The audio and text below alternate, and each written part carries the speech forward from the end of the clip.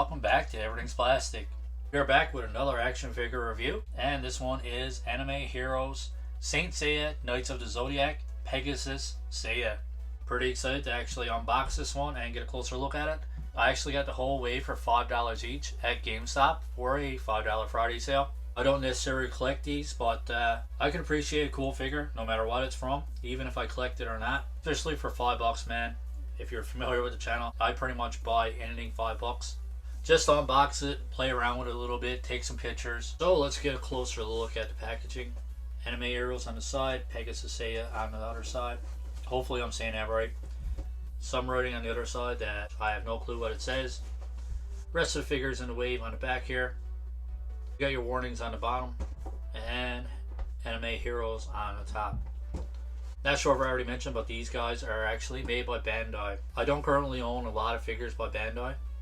Some Godzillas and everything else, but not actual figures like this. So I'm pretty excited to get this one out of the package, get a closer look, and see what it's all about. So he doesn't come with any accessories, but he does come with two extra hands, two extra open hands, one for each side. If I can actually get them in my hand. These are pretty small. No pegs or anything to hold on to, so pretty clumsy trying to hold on to these. But here's a closer look at the front and the back. So let's get a closer look. Pretty cool head sculpt on this one. Cool detail, cool design in the hair. His eyes look awesome.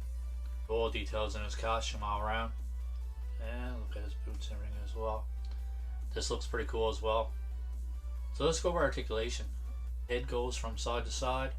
It goes forward this far, back this far, and his neck actually moves too. So you do get some overall movement out of his neck as well. His shoulders go up this far. Obviously it is restricted by his armor. You do get a full rotation, but like I said, it is restricted by his armor. You got your full rotation above the bicep. You got your double jointed elbows. Pretty good range of motion out of those. Good articulation from his wrist, goes back and forth and all the way around. And you can pretty much play around with this one. You can get pretty much any kind of articulation you want out of the wrist. There is no diaphragm joint or anything like that, but you do get a rotation here at the waist, and that spins all the way around. This actually comes apart. See a little ball joint right there.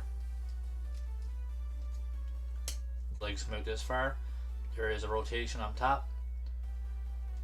His legs kick forward this far. So pretty decent high kick. Goes back this far. You do have your double jointed knees. He doesn't have a boot cut or a rotation at the boot, but his ankles go back this far, forward this far, and you can turn them side to side. You can get any kind of range of motion out of them as long as you play around with it a little bit. Overall, pretty cool articulation. It's pretty cool to actually have something new and different to play around with and do a review on.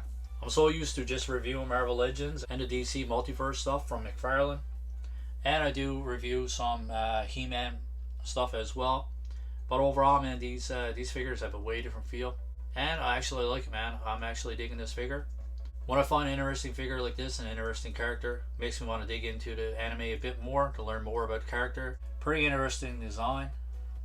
I think overall, man, this is a pretty cool figure.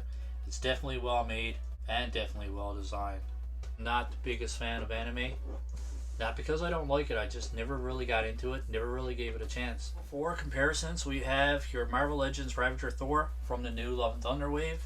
We have Miles Morales. I want to pick a smaller Marvel Legends just so you guys can see the overall scale of this one, the overall size. We do have 7-inch Mattel Masters of Universe Revelation Triclops. And last on the list here is the Masters of Universe Origins Vintage Head Sculpt He-Man.